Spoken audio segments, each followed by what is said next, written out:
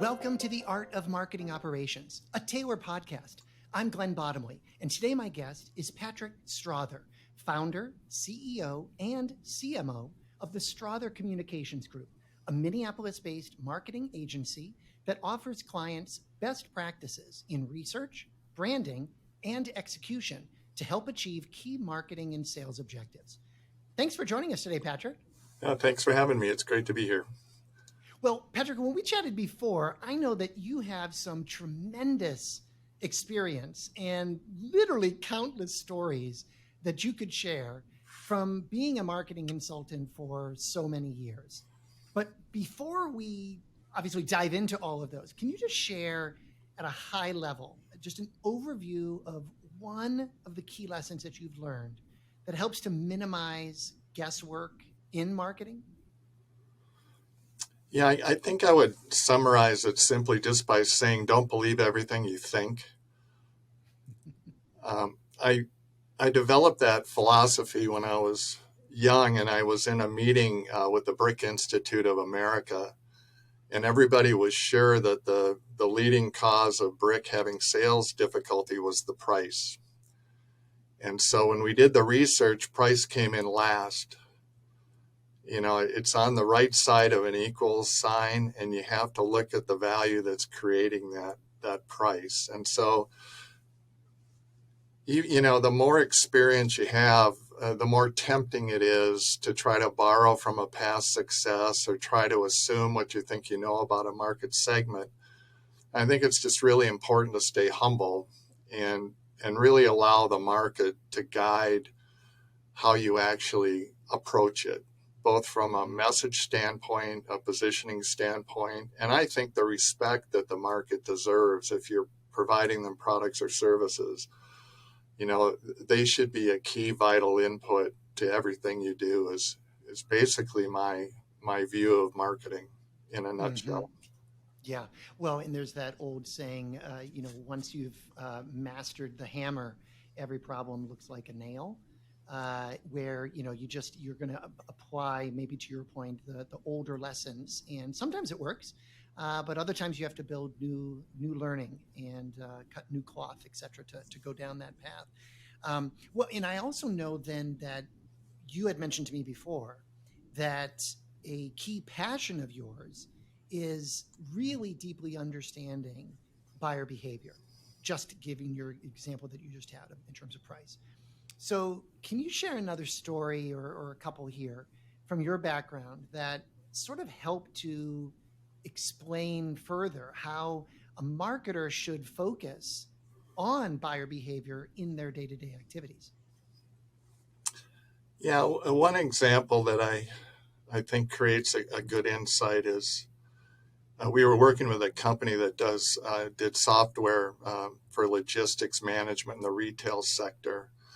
And they couldn't crack into the big markets, you know, the Targets and Costco and Walmart and that kind of thing. So they were really fragmented and kind of struggling to really get scale. What they wanted to do was double and then double again and get up to scale as rapidly as they could. And so we did research. We uncovered that one of the main elements, the barrier for the big companies, was trust. And so what we did was we worked with them really closely to do a proof of concept with Target. And we wrote a case study about that proof of concept when it worked. And our client, the VP of marketing, got a call from Costco. And he said he just had a few questions about their software product. And he said, "Oh, I'm looking at your resource center and I see that you work with Target. That answers my question." And his question was, can you handle something like Costco? And what the case study for Target did was it created a halo effect over our client, who was only about $3.5 million in sales, and they're competing with FedEx, UPS, you know, all the majors. And so this successful proof of concept with Target translated in the buyer's mind that, oh, well, if they pass the screen for Target, that's enough to move me along the adoption process. And that was exactly what we were after with the Resource Center. What we were trying to do was create an array of information that allowed any potential prospect to self-select their own fulfillment. And in the vendor's case at Costco, their self-selection was, I need some evidence that another buyer at the scale that I'm at has had a successful experience with this company. Otherwise, the risk was too great.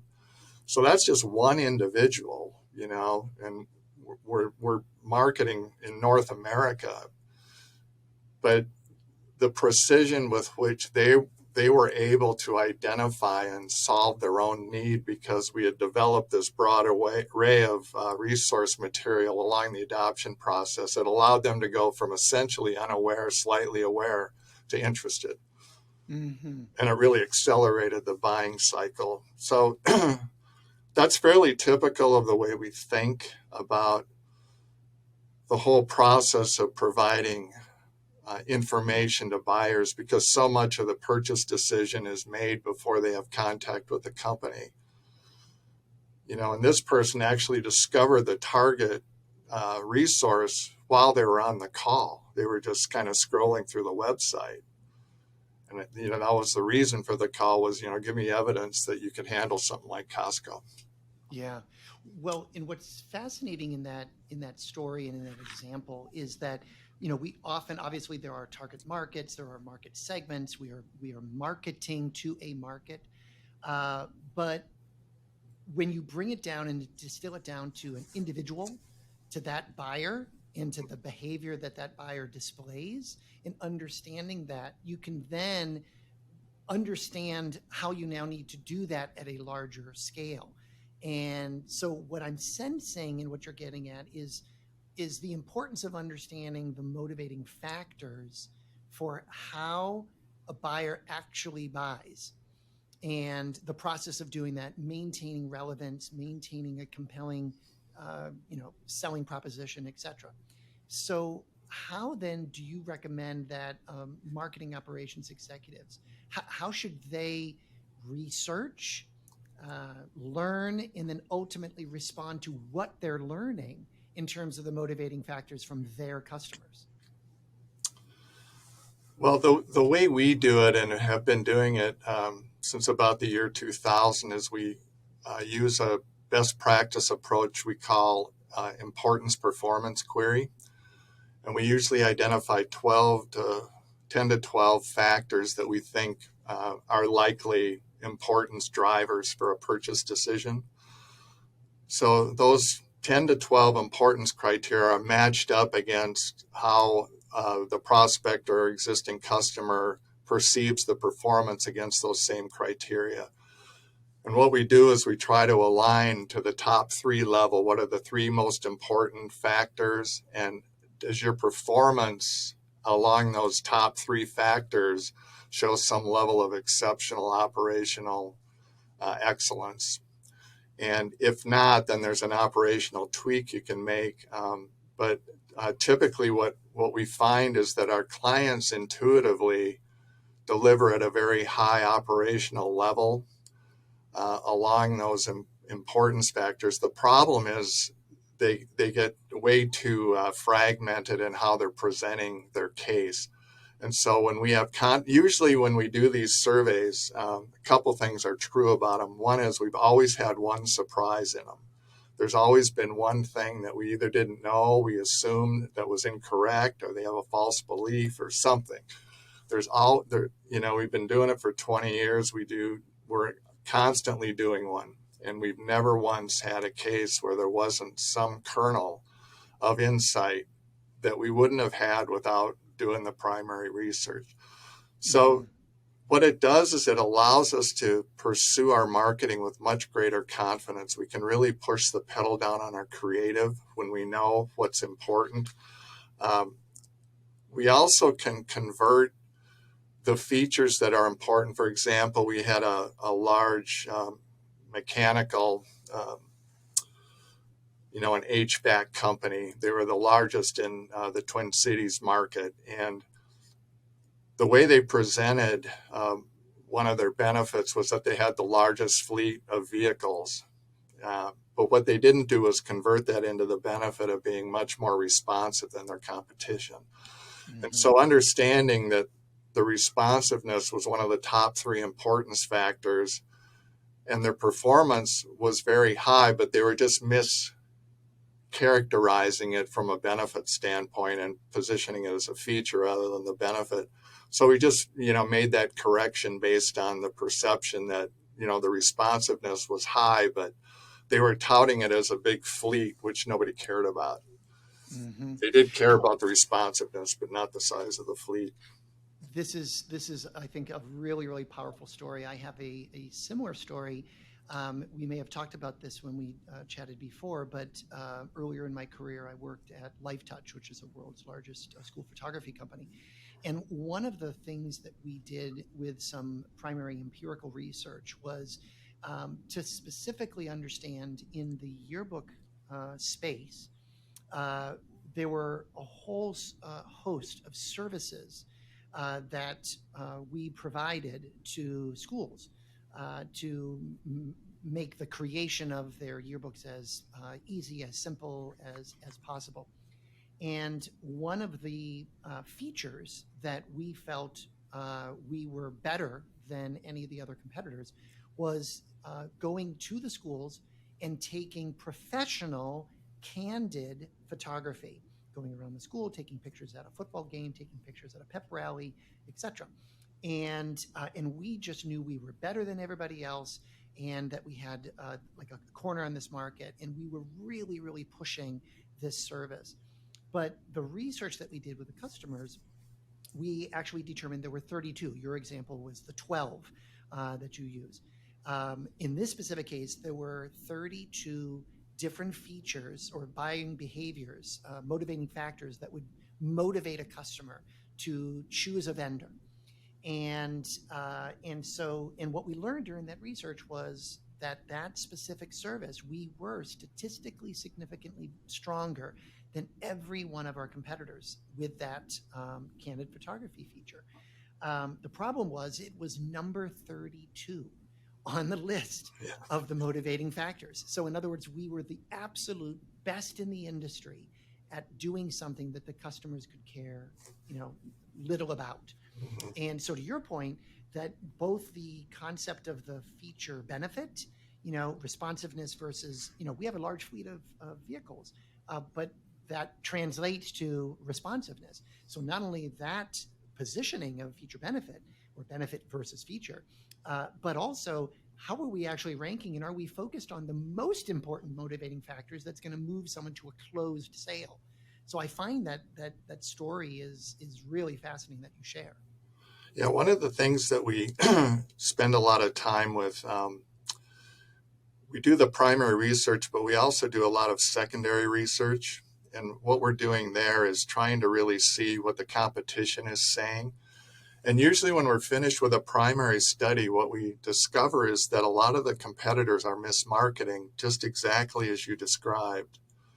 So they're touting what they're good at and what they think the market cares about, rather than letting the market tell them how good the market perceives them to be at something and what really is important to them. So that's a perfect example, and we see that all the time when we do the competitive landscape and put our primary study in the context of that.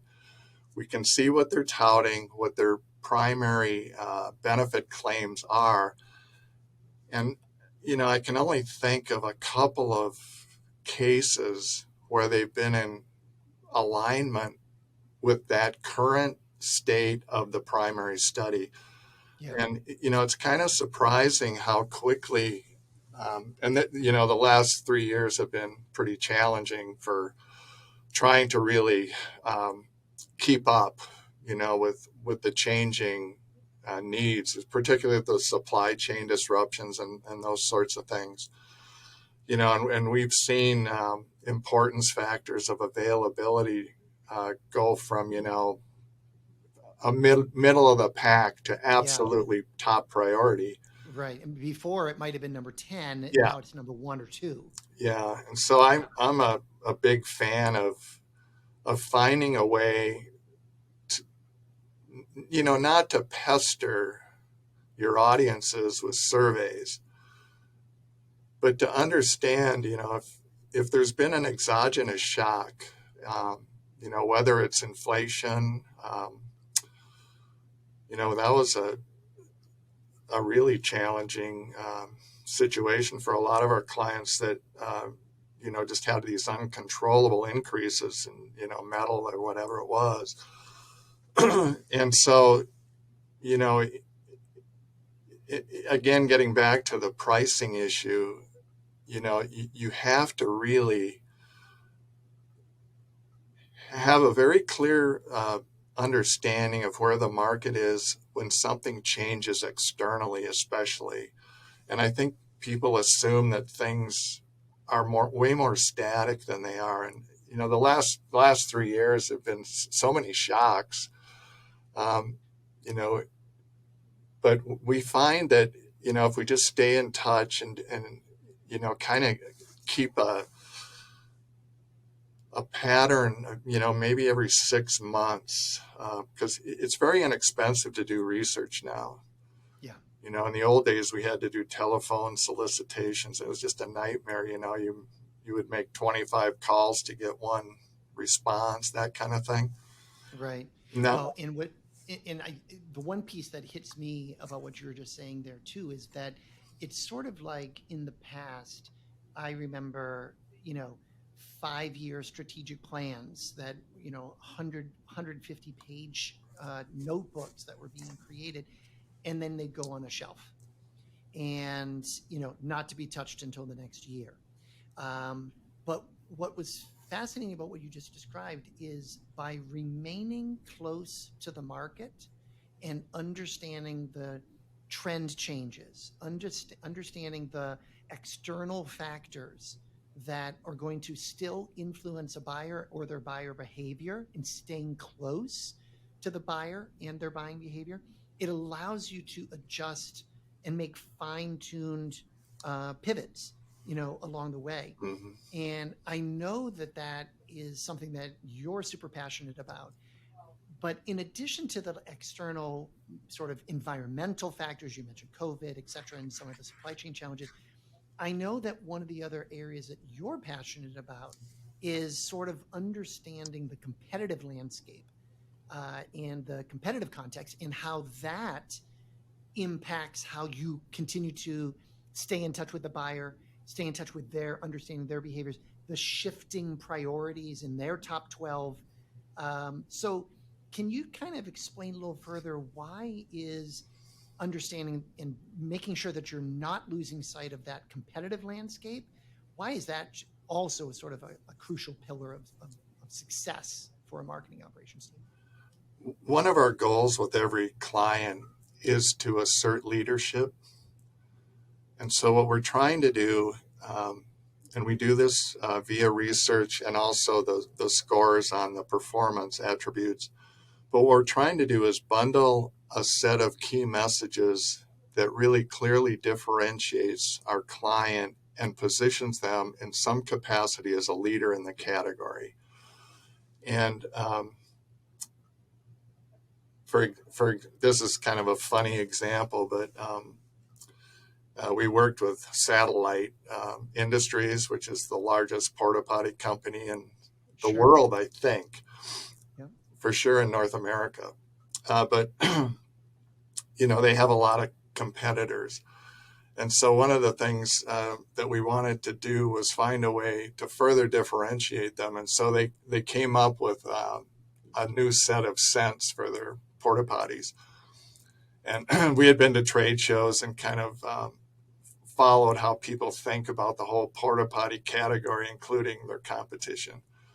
But one of the things we noticed at the trade shows was everybody went up and said, "Boy, you got a crappy business," or it was just these really juvenile 7th grade lunchroom jokes over and over and over. And so, Pun intended. Yeah, right. yeah. So we thought, well, let's just lean into that. And so we did a direct mail campaign to launch these scents, and it was a satellite porta potty, and the door opened on this, and it was a scratch and sniff. And it worked so well because that's kind of the mentality of the whole category, But we were just slaughtering the competition with this thing. And it was so successful that they sold out in the color of the porta potty that we used for the direct mailer because nobody knew they had that beautiful green color that we featured on this porta potty thing. And it just had a ridiculous response rate, and the scents just were magic. But it was a really good way to differentiate satellite against the competition. But it was leaning into kind of the category humor. It was Yes, a lot of yes, fun. that sounds like a lot of fun and very, very creative approach to your point, leaning into what could have been perceived as a negative and leaning right into that. So, when you think about that, we hear this a lot on this podcast, where so many of our guests describe how their physical marketing, direct mail as an example, what you just gave as an example, how their physical marketing works together in unison with their digital marketing, Hmm. and how crucial that integration is to their success. So, in addition to the story that you just gave, which is a perfect one, can you share with us a little bit more about how do you sort of incorporate that in your agency work? And then how do you recommend marketing operations teams should capitalize on this integration between physical and digital? Yeah, I have an example I think that points this out well. We worked with a plastic company that invented a way. It's They invented a concept called very high modulus extrusion, and what it did was it was extruded into plastic, so the plastic got stronger when it was cold, and it didn't lose its strength when it got hot. And they could shape it and do all kinds of things. And so we thought, well, this would be perfect for car bumpers or whatever. And we tried a lot of different things. But we, again, did research. And through the process of secondary research, we discovered that refrigerated trucks were using this heavy wood for their floor bedding. And this very high modulus extrusion was a perfect answer to replacing these wooden floors, which were really heavy and they impaired the fuel economy. And because we had a no-brainer benefit here, we spent $350 per box. We made a semi-truck and we put an example of this very high modulus extrusion in the back of the box. We had a pull on the front that made a horn sound. And I had to convince the CEO to spend $350 a box because we had a very small, there aren't that many refrigerated truck companies. So the, the denominator was low, but the numerator was high. And so, but he agreed to do it, and it had 100% response rate because it was just, Wow. they pulled it out. And, oh, yeah, this makes complete, perfect sense. We can save a ton of money. It was way cheaper to bed these floors with this, and you got better fuel mileage. So it's just a no-brainer. We had funny things on the side of the truck that said "Don't wait," spelled WEIGHT, Clever. And then things like that. did you pull those messages into whether it be digital advertising or SEO or SEM advertising, or how did you then, with that outstanding campaign on the physical side and certainly the visual representation of the brand, et cetera, how did you then kind of tease that out or cross promote that from a digital perspective? Well, we had all of the necessary fulfillment in the box. And so what it did was it was just a direct to the sales team in that Yep. case. Um, we do a lot of direct, conventional direct. We find it really breaks through the clutter. It's kind of like sending somebody a fax. They're just going to go, what? What are you doing? But it's all of a sudden in their mailbox. Right, right. But That's outstanding. that one we thought we had a no-brainer benefit. And so when that's the case, we push really hard on the creative gas pedal. And that was what that was an example of. We didn't really need a digital In array that around case, it. It just, it sold what they itself. told us later after the business was closed and stuff is they kept this box around to show their grandkids and stuff. It's just like one of those fun things that, Uh-huh. as Oh, it was modeled identically to a major semi truck, and it looked cool and it had a horn on it. It's just, it was what a kind of a standalone. example. Yeah, Yeah, that's it was just to create. It moved people from unaware to they're ready to buy because it was again a no brainer. Oh, that's what a wonderful story. Thank you for sharing that. So, Patrick, before we wrap up today's episode, what is the main takeaway that you want to share to help understand the challenges facing marketing operations executives today? I think it's to stay grounded in market insights.